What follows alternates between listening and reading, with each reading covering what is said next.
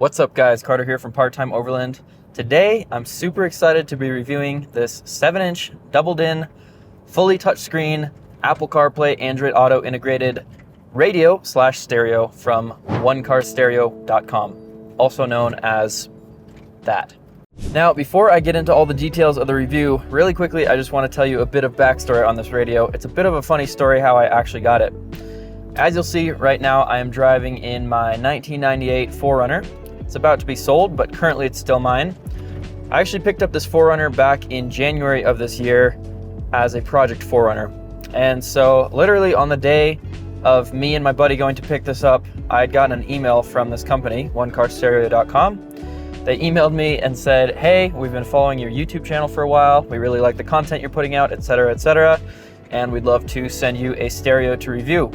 Well, I immediately emailed them back and I said, hey you guys, I actually have the perfect opportunity. I told them about this car that I was picking up and told them it was the perfect project car. So it's taken me quite a while to get this thing back and running on the road, but on the good side, that's given me plenty of time to really dive into the stereo over the last couple months and get quite familiar with it, get all the ins and outs and all that stuff. So I feel very confident reviewing this radio, telling you all the stuff I really like, telling you all the stuff if there's anything I don't like, etc.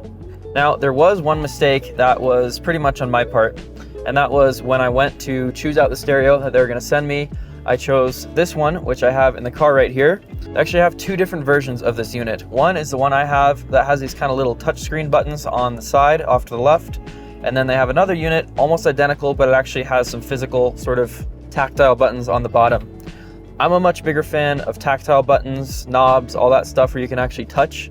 So especially when you're driving, you can just reach down and physically feel something. So that is one thing I don't like about this stereo, but again, that was just on me because they do have a version of this stereo that actually has those tactile buttons. Now, I don't want to make this video too long and I want to get straight to the point, straight to the review. So without further ado, let's jump in and talk about the stereo. All right, well now you can see we are in the car and we're ready to check this thing out. Before I jump into all the features and everything on here, I just want to quickly go over the installation.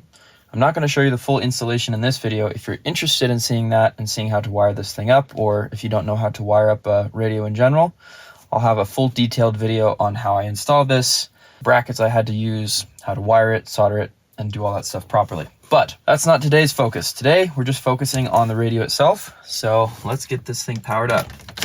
Just going to put the key in. You can see it booting up. Here's the OneCar Stereo logo, just boots up like that. And once the radio boots up, this is what we have. This is our little home screen.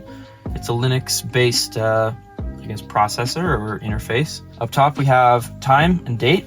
Over here, Apple CarPlay, Android Auto, radio, USB. Next page over, AV in, Bluetooth music, phone, settings, and finally 1/3 page, steering wheel controls and EQ. So I'll just really quickly go over some of these features. CarPlay is pretty obvious. Apple CarPlay, Android Auto, those are going to be your features when you plug in your phone. In my case, I have an iPhone, so it's going to be CarPlay, and that actually defaults once you plug your iPhone in or Android. It just automatically goes there, so you don't really end up using these ones much. Radio is pretty obvious, it goes to the radio. Here we have some features. You can have mono, stereo, FM, AM. You can scan through channels, pause it, a bunch of different stuff. I just personally don't use the radio much, so that's not going to be a main feature that I'm thinking of on a day-to-day basis. This USB feature, I believe, is for if you have a physical USB stick with music on it, and then you can plug it in. If you try clicking on it, it says USB is not connected. I don't know a scenario where you would actually plug in a USB and listen to music like that. I feel like most people would probably just use a phone, but it is possible if you want to. Over here, AV in, I believe this is for the backup camera, which I do not have connected, but that would be if you want to view your video in that you have connected there. I also have a phone here. I actually don't have a microphone connected in the back.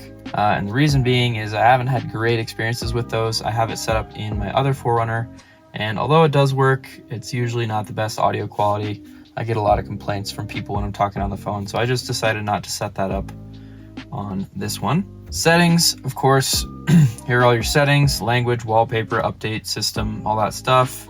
You can set up date and time. You can set up your connections. This is where you tell it if you want it to default to Android Auto or Apple CarPlay. Here is Bluetooth setup. Down here, we have more settings. This is volume, balance, loudness, subwoofer, EQ, all that stuff. I'm actually gonna skip over that because there's a little kind of shortcut to get to the EQ that I use a lot more. Under here, you have brightness settings, day, night. So you can set your brightness for how bright you want it in the day, how bright you want it in the night. One little thing to mention, and maybe I'll talk about this later in terms of pros and cons, but messing around with this night setting, I guess I'm gonna have to turn on the headlights to be able to see it. There we go. So now you can see these lights have turned on, and we can adjust our night brightness. I don't know if it'll show up on camera, but it's not like a smooth brightness. It kind of jumps around, which wouldn't be the worst thing, but unfortunately, right here, you can see it does a really, really big jump from like kind of dim to like really dim, and then it goes in smaller increments. Unfortunately, that gap right there in between that setting is exactly where I'd like it to be, and there's just not enough resolution in those brightness jumps to have it. So for me, it's either a little too bright at night or too dim at night. So that's a little complaint with that thing, but not too bad. And of course, if we turn off the headlights, that turns off, goes brighter, and it's switched back into day mode. Here you have brightness, contrast, chromality, saturation, all that stuff, little reset button. Under here, we have a setting for radio antenna. I believe this is to tell the radio antenna. In my case, these 4Runners have a kind of retractable antenna, and so I believe that's to tell the system if you're gonna retract the antenna or not when this powers up. And you have a couple more settings down here, which requires a pin, and we don't need to get into that. So now we're back on the home screen. I want to show you one more thing before we jump into Apple CarPlay and using all the features and stuff like that. And that is all these settings down here. Down here at the bottom, we have AV in, we have this little just like kind of slider icon, and we have the settings icon. The AV in, again, is if you want to just jump into that video input. I don't know really why that's a shortcut. I guess if you just want to check that backup camera or whatever. This middle one is the shortcut I use most. And this is going to be for your balance, fading, and then you can click over here and go to your EQ. This is really cool. It's actually a 16 band EQ, which is kind of crazy. I think a lot of cars do either like 8 or 13. It's usually less than 16 though. So you have a lot of control in this EQ. You can either just move these around, or you can tap on the screen anywhere you like, or like most radios do, this also has a bunch of presets. So we can just scroll through those. I usually use something like this. I listen to a lot of electronic music, so usually do electronic or maybe tweak that a little bit. But that's super nice, and of course you can adjust that once the car is powered on, once you're actually listening to a music source. With that said, let's get ourselves a music source here. This is my old iPhone. Man, it's been a long time since I've used a home button. We're gonna plug this in, and I'm just gonna warn you guys, when I plug it in, it might be a little bit noisy. For some reason, and at first I thought this was a wiring problem, but whenever you plug in this USB on this particular unit, there's this kind of weird, like slight crackling noise that comes through the speakers. I talked to the company, I talked with OneCar Stereo. It sounds like they actually had a first batch of these test units that were slightly faulty. So they've told me that once I finish this review, they're actually going to send me out another unit, and the other unit should be fixed. So hopefully at some point I can kind of let you guys know if that issue is fixed. But for now, it's a bit annoying, but I'm going to plug this in. Let's see if it comes up. So as you can see right now, it's dead quiet, but if I turn up the volume, the volume doesn't actually seem to affect the loudness of that crackle, but just having the volume on at all versus off, that's where the noise comes in. Like I said, hopefully that issue will be fixed. I'll let you guys know in the future. But other than that, you can see we have entered CarPlay. So let's talk about that. So here we are in a bit more of a close-up. And again, I'm just going to plug this in once more so you can actually see that starts charging, and all of a sudden, Apple CarPlay should pop up, and there we have it. So this is our Apple CarPlay, I'll call it home screen. You have all your apps here. You can scroll through here. On my other phone, I have a third page, but I have less apps on this older phone here. If you guys don't know Apple CarPlay, I was very new to it. This is actually my first time having a car with Apple CarPlay. But basically you have all your apps here, your phone, your music, maps, all that sort of stuff. And then this button is very important, the car home. This just brings you back to the home screen that we just were talking about. And then if you want to get back into CarPlay, just go like that, and there you have it. Now there's a couple more buttons available on the CarPlay. Over here on your left, you have 3 apps, and that's just gonna show up as your recently used apps, so your kind of quick access. So for instance, if I'm in Spotify maybe, as soon as I click on that, you can see Spotify appeared on the left. Now we wanna go back home, so we're listening to music. We click back on the home icon, which is in this little left down corner. That's gonna bring us back home. Maybe we want to navigate somewhere. So we open that up, and as you can see, that's gone here. So this might be a typical setup of, let's say you're driving somewhere, you're navigating, and you're there, you wanna switch music, and you can go here and change all your music, hit that, play around with what track you're listening to, and then a text comes in, and you wanna go to see what your messages say, it reads it out to you, and then you can go back to your navigation. Now, like I said, I'm not super experienced with Apple CarPlay, so I don't know exactly how all of this is supposed to work, but I will say my experience with this is that most of the apps work quite well. Stuff like phone, you can just go through all your phone settings, you have your music, super easy to use.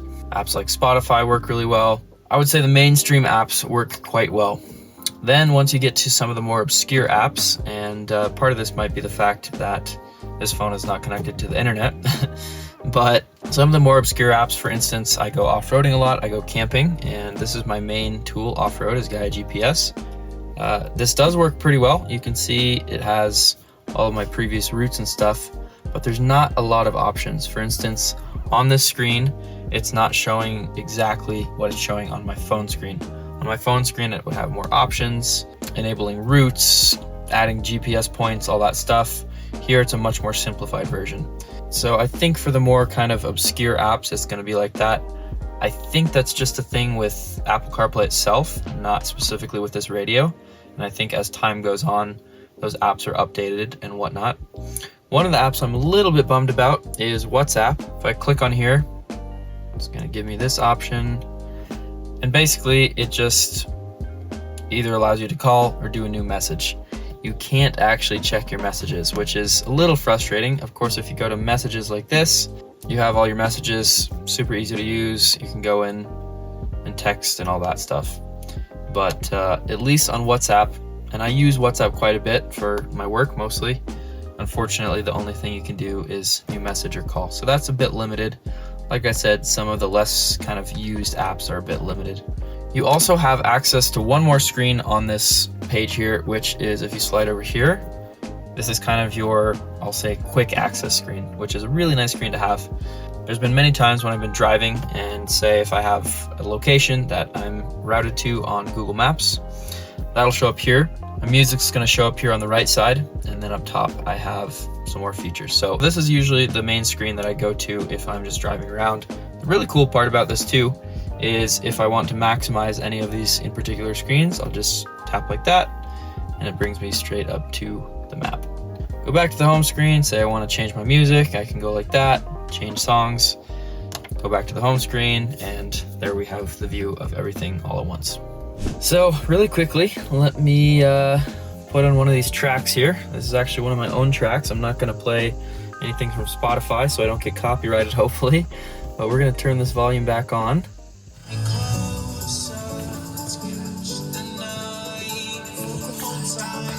And if we go over here, then you can see that's showing up like that. If I pause, I'm gonna give it a second, you can hear that kind of weird buzzy helicopter noise I was talking about.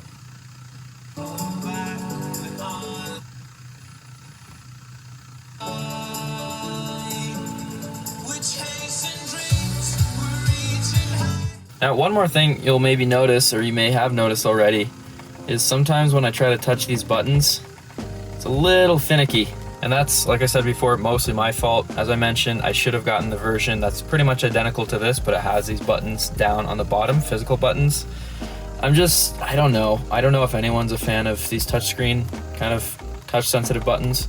Once you start touching it, then you can just adjust it like this, which is fine. But yeah, sometimes it can be a bit finicky.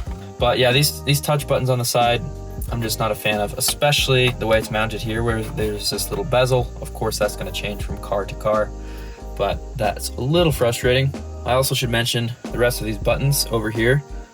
You have power, which also mutes the volume, volume plus, volume minus. You have a Siri button, so if we go like that, if I unmute this, there we go. Anyway, you can talk to Siri, so you can just bring that up and say, hey, navigate to the nearest grocery store, or call my friend or whatever.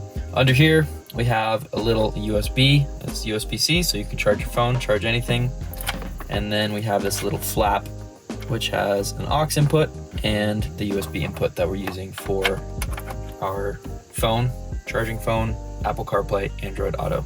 That is this port. Finally, there's actually one more USB port that's down here. This just comes out of the back of the radio, and I have routed that kind of underneath this whole console. So this one is just for charging, but it's super nice to just have a little extra USB charge port, charge camera batteries, extra phone, give it to your passenger, whatever you want to do. Anyway, for now, we will ignore these little touch buttons and being finicky. I'm gonna go back to this, and I'll just do a little bit of a audio demo for you, play a little bit of music, play a little audio stuff. Probably won't translate super well through this camera, but it'll give you some idea of how this thing works.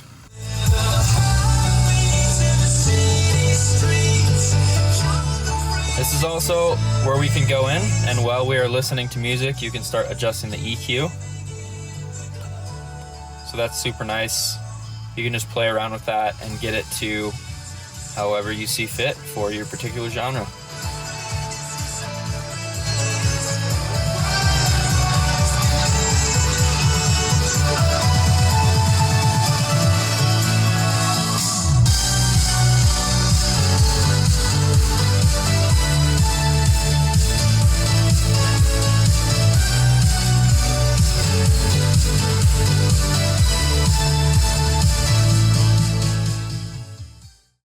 So now we've just checked out Apple CarPlay. The other way to connect to this is, of course, through Bluetooth. If I can figure out how to get to Bluetooth on this old phone. But if I go here, and it looks like we're actually already connected, Forerunner Bluetooth, so that's super cool. It is a really nice feature whenever you turn this radio on. As long as you've connected the Bluetooth to this before, it just automatically remembers that and connects, which is super nice. I'm just gonna go in here, select Forerunner Bluetooth, for our music app, so it's telling it to go to the car. The nice thing about this Bluetooth on this particular unit is most of that noise that you get from the USB is just not there. So a lot of times I've actually been prioritizing using Bluetooth over plugging it in because I can play the music without getting that noise. Again, that should just be an issue with the test unit, but just a little note from my personal experience. But it's a pretty nice little interface here. Obviously, it's not the entirety of the Apple CarPlay, but it's just a simple little play, pause button, skip tracks. It actually gives you quick access to all your fader controls right here, which is super nice as well. So if you want to go in and tweak your EQ, it's just right there. If you want to play the music again. If you don't like the track, skip to the next one. For some reason, it's a bit slow sometimes showing up on the next track. You can see if I'm skipping around on my phone here, it actually does skip on here. If I play this, there we go. And now it's changed the title up there. So that's gonna be pretty much a wrap on this radio. I think I've covered pretty much all the features. Overall, it's a really, really nice radio. I'm pretty stoked with it. Like I said, the major thing that I'd like to change is just getting that touch button version. Also, of course, one of the major issues that I explained earlier too was the audio thing.